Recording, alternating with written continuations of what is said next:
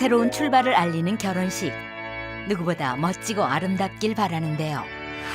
하지만 너나 할 것 없이 화려한 결혼식을 원하는 만큼 결혼 비용은 하늘 높은 줄 모르고 치솟고 있습니다. 친척 오빠 결혼했어요. 한 7, 8천 정도?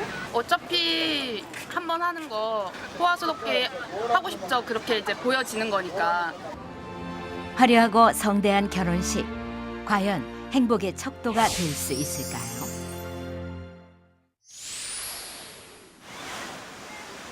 서울 시민들을 위해 마련한 공간인 시민청. 이곳에선 매주 토요일 특별한 결혼식이 열리는데요. 그런데 결혼식을 앞두고 지인들과 식장 안의 작은 소품까지 꼼꼼히 확인하는 이들. 바로 오늘의 주인공입니다. 안녕하세요. 신랑 양창모입니다. 결혼식장 구석구석까지 꼼꼼히 챙기는데요. 여기는 대관료만 받는데 세금 포함해서 66,000원이에요. 저희도 평소에도 좀 저희 생활이나 삶에서 크게 벗어나지 않는 선에서 예식도 좀 치르고 싶었고요. 부부가 직접 꾸미는 소박하지만 뜻깊은 파티. 작은 결혼식입니다. 시민들께서 청사에서도 결혼식을 했으면 좋겠다 이런 의견이 있었습니다. 그래서 박원순 시장님 트위터를 통해서 그게 의견을 제안을 주신 분이 있어가지고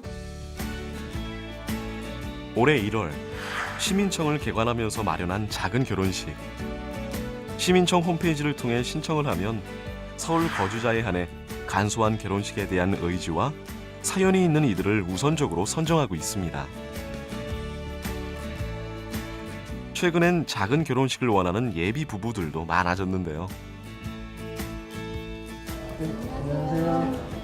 그날 당일날 와서 준비를 한다는 건 시간이 좀 부족하지 않나라고. 사전에 스케줄을 먼저 확인을 했어요. 전날 이 공간을 쓰시는 국내 모든 업체 결혼업체들 가보니까 패키지로 하지 않으면 하기가 좀 힘든 상황이었고요. 오히려 남은 돈으로 집도 얻는데 더 보탤 수도 있고 신혼여행도 재밌게 할 수 더 재밌는 곳으로 갈 수도 있고 하는 것 같습니다. 제가 메이크업을 해야 되는데 너무 늦어가지고요.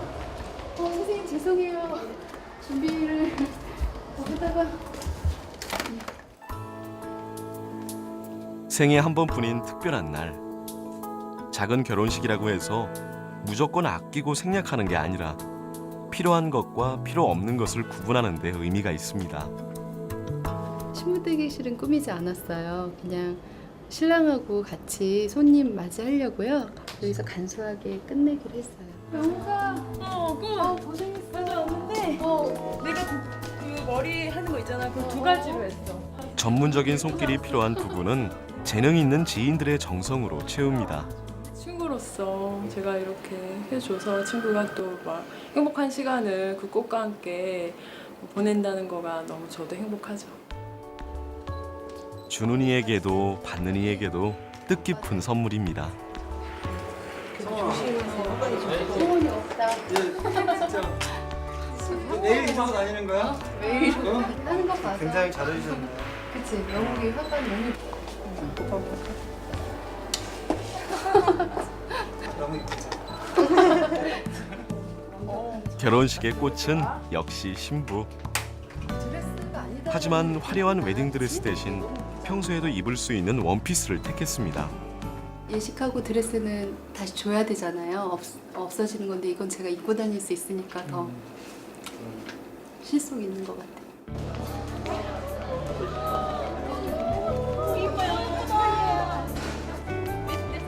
안 입어도 이쁘다. 너무 좋다.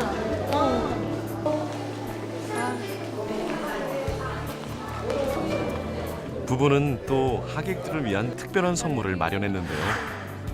결혼식의 의미를 담은 결혼 소식지입니다.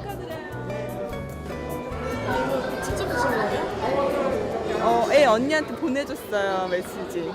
언니가 올려준다고 해서 형식보다 어떤 이렇게 의미 있게 해주는 게 되게 좋고 특이하고 언니다운 것 같아요. 축하해 언니. 창모와 성원, 우리를 닮은 결혼식을 시작하겠습니다. 먼저 신랑 신부 입장이 있겠습니다. 큰 박수로 맞이해 주십시오. 신랑 신부 입장! 오늘의 진정한 주인공인 두 사람. 주례를 생략한 대신 손수 준비한 프로그램으로 꾸밉니다. 이곳에 모두 모여주신 정말 모든 분들께 머리 숙여 감사드립니다. 신랑 신부가 서로를 소개하는 시간을 잠깐 준비했습니다. 자전거를 막 타고 가다가 어느 순간 고개를 한쪽으로 이렇게 기울입니다. 그거는 이제 신랑이 행복하다는 뜻입니다. 트레이드 마크처럼 생각하는 정도로 결혼 준비를 통해 자전거 타는 것을 한층 더 좋아하고 각별해진 두 사람. 그 아름다운 결실에 하객들 역시 진심을 담아 축하를 보냅니다. 내가 사랑하는 사람이 내 옆에 잠들어 있는 것만큼 행복한 일은 없는 것 같다고 너조차도 모르는 남들과는 조금 다른 작은 결혼식. 사실 처음엔 부모님의 반대도 있었는데요. 우리가 그렇게 어려운 사이도 아니고 결혼식 모시는 여유가 없는 사람도 아닌데 어째서 무료 예식장에 와서 하냐. 그래서 이걸 내가 와서 물어보니까 그 사람 설명을 들어보니까 건실한 예식을 하기 위한 사람들이 여기 온다는 거예요. 그래서 마음을 좀 편하게 저희 여기 이제 식사가 끝나면서 치우는 건 저희가 다 해야 되거든요. 그래서 이제 저희 특히 저희 조카애들 이제 나눠서 꼭 저랑 같이 다 치우고 가셔야 됩니다. 예. 식사 맛있게 하세요. 늘 판에 박힌 결혼식만 봐오던 하객들에게도 작은 결혼식은 뜻깊은 시간이었습니다. 네, 잘 살게요. 일전에 내 친구가 한번 결혼식을 했는데 좀 잘했어요. 부러웠어요. 근데 갑자기 지금 그게 하나도 안 부러워요. 뭐 줄에 있다고 잘 사나? 드레스 입는다고 잘 살아? 지들 둘이 잘 살면 되는 거지. 그렇죠? 준비도 함께한 만큼 마무리도 함께하는 하객들. 번거로움보단 뿌듯함이 큽니다. 저도 어차피 하객이면 가족인데 해야죠. 이렇게 끝나고 다 정리해주는 것도 축하해주는 의미가 있는 것 같고 그래서 일은 정말 열심히 해서 무슨 신랑 신부가 저래 주인공 아닌 것 같아 하지만 실제로 그 과정에서 주인공은 이제 신랑하고 저하고 그리고 그걸 같이 도와줬던 친구들이었던 것 같아요. 그래서 어떻게 보면 이게 진정한 의미의 파티가 아닐까. 오직 두 사람의 힘으로 꾸린 결혼식. 소박하기에 더욱 빛난 건 서로를 향한 사랑이었습니다. 다른 사람을 보여주는 것도 아니고 우리 부모를 위해서 결혼하는 것도 아니고 내가 한 여자를 만나서 내가 한 남자를 만나서 우리 두 사람의 기준을 맞춰가지고 결혼을 진행하고 거기에 맞춰서 적절한 수준의 예식을 하는 것이 가장 이러한 잘못된 의식을 바로잡는 첩경이라고 생각합니다. 인생의 세기를 여는 결혼식. 진정한 행복의 조건은 얼마나 화려했느냐가 아니라 어떻게 채워나가느냐가 아닐까요?